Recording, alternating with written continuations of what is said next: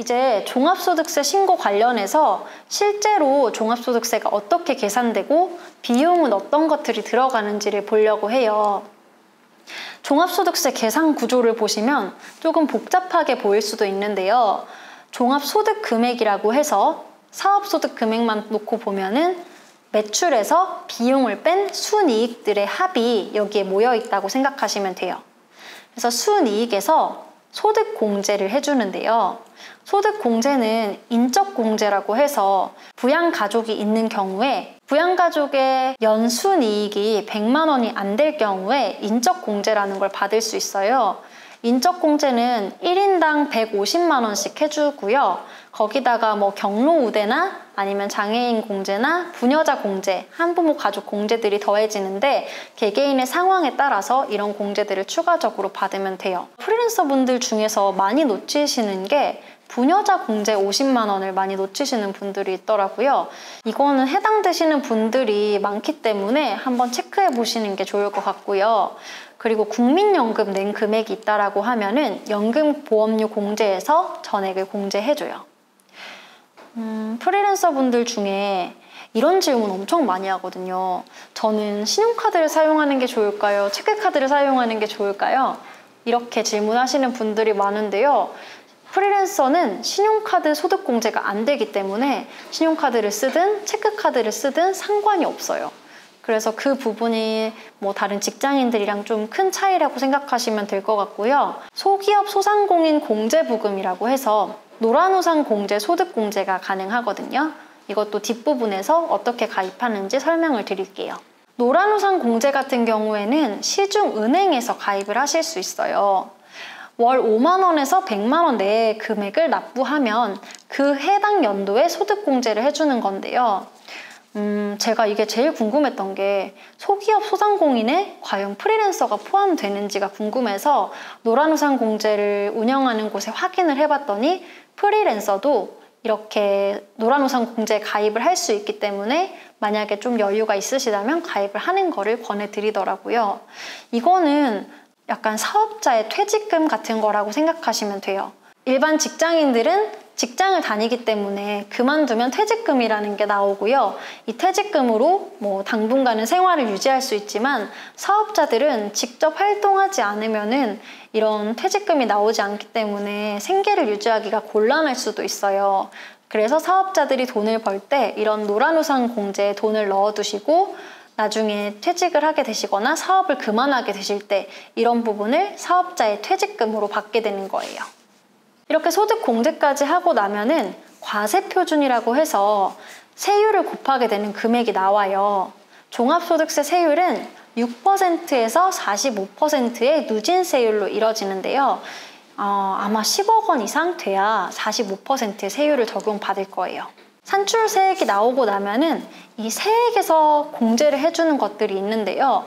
프리랜서 분들은 이것도 굉장히 적게 공제가 돼요. 예를 들어서 의료비 이런 거 공제 안 되고요. 교육비, 보험료 낸 거 이런 것들이 공제가 안 되기 때문에 굉장히 불이익을 받는 거 아닌가 이렇게 생각하실 수도 있어요. 대신에 프리랜서 분들은 아까 전에 신용카드나 체크카드를 쓴 금액들을 직접 비용으로 넣을 수 있기 때문에 이렇게 공제받는 것과는 조금 더 다른 그런 점이 있다고 보시면 돼요.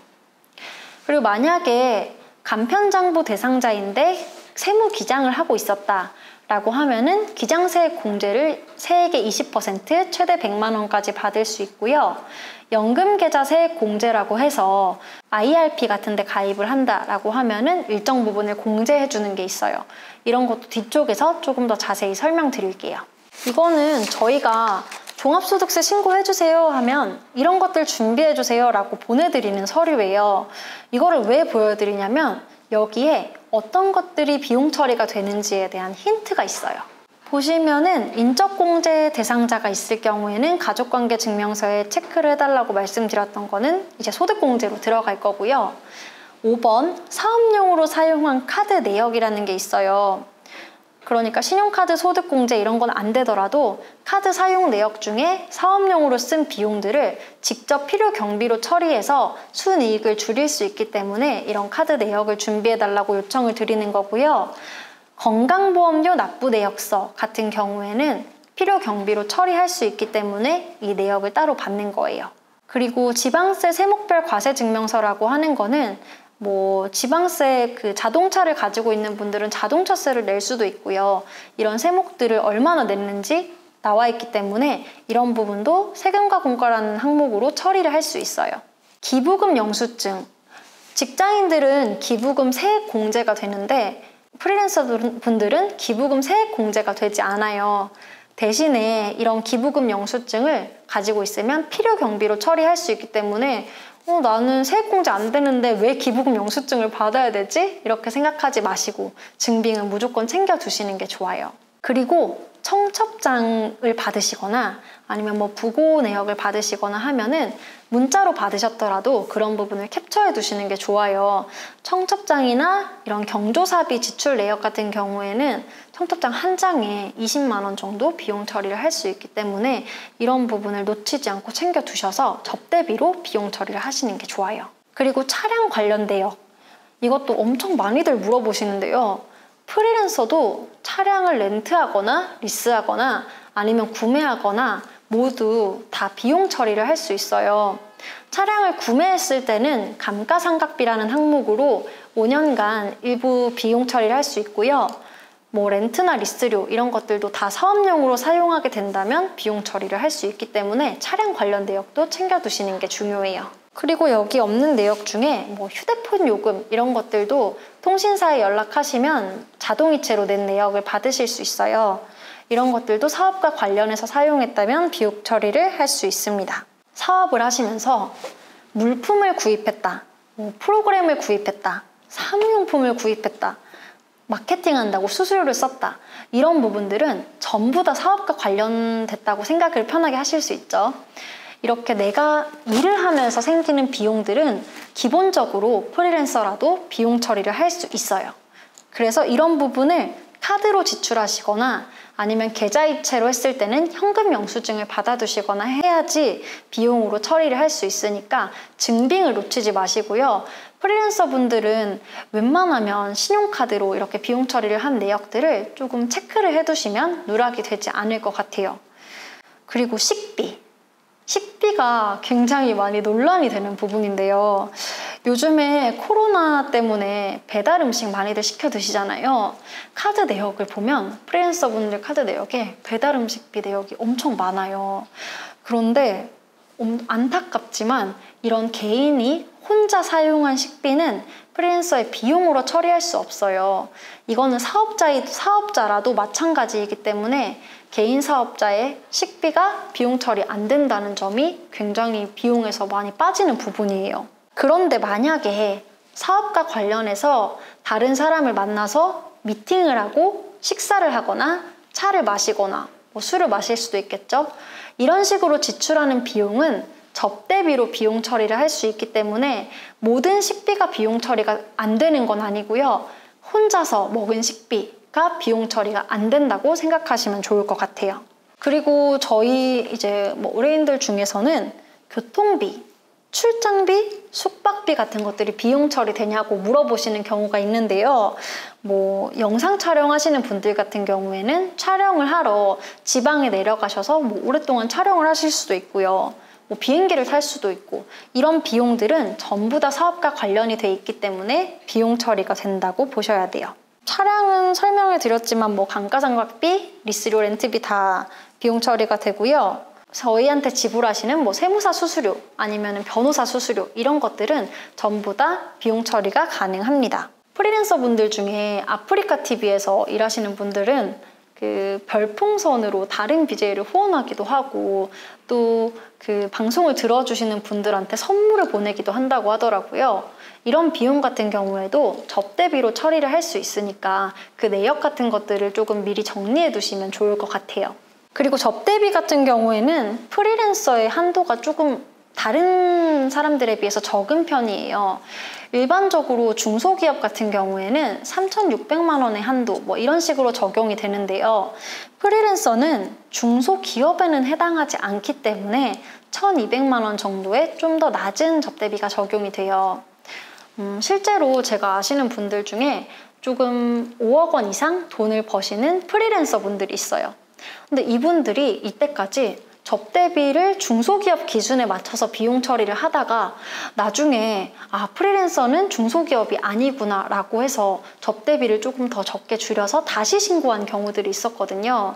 그래서 프리랜서의 접대비 한도가 조금 다른 일반 기업들에 비해서 작다는 점을 생각해 주시면 좋을 것 같아요. 먼저 첫 번째로 본업이 있지만 뭔가 부업이나 N잡으로 별도의 수입이 있는 경우에 대한 세금에 대해서 먼저 이야기를 해볼까요? 네, 그런 분들 많죠. 직장 다니면서 프리랜서 소득이 있으신 분들. 이런 분들은 직장에서 연말정산을 하기 때문에 연말정산을 하면서 프리랜서 수익까지 더해서 신고한다고 생각하시는 분들이 있더라고요. 근데 그게 아니고 연말정산으로는 근로소득만 신고를 해두고 5월에 근로소득 신고한 거랑 3.3 사업소득이랑 합해서 신고를 한 번 더 하셔야 되고요. 이때 두 개의 소득을 합해서 신고를 하기 때문에 세율이 올라가서 연말정산 때 만약에 돌려받았다면 받은 금액을 그대로 다시 내야 되는 상황이 생길 수도 있어요. 마음이 아프네요, 그건. 네네. 네, 그래서 만약에 내가 본업이 있고 부업으로 수입이 있다라고 하시는 분들은 꼭 이렇게 별도의 수입을 또 챙겨주셔야 되는 거 잊지 마셨으면 좋겠습니다. 네. 그러면 이제 또 두 번째로 N잡으로 이렇게 다양한 수입이 있으신 분들은 어떻게 세금 관리를 하는 게 좋을까요? 다양한 수입이 있으신 분들은 홈택스에 들어가서 보면은 지급 명세서라는 게 있을 거예요. 뭐 원천징수 영수증이랑 비슷한 건데 이게 내가 어떤 3.3% 소득이 있었는지 그 회사에서 신고한 내역들이 다 있거든요. 이거를 합산해서 또 종합소득세 신고를 해야 되는데요.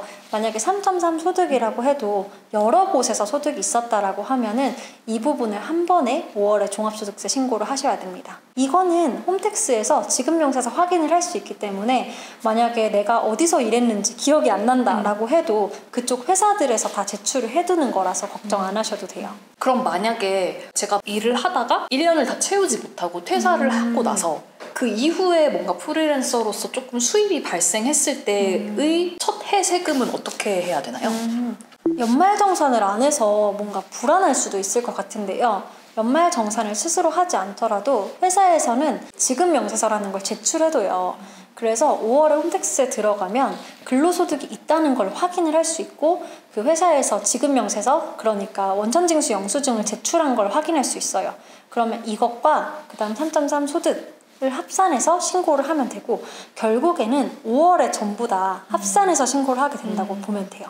그럼 결국에는 5월이 가장 중요한 달이 되겠네요. 네. 3.3 소득 있으신 분들은 5월이 가장 중요하다고 보셔야 돼요. 이 강연을 들으시는 4월 말 이제 다가오는 5월에 꼭 종합소득세 신고를 챙겨주시기를 바라겠습니다.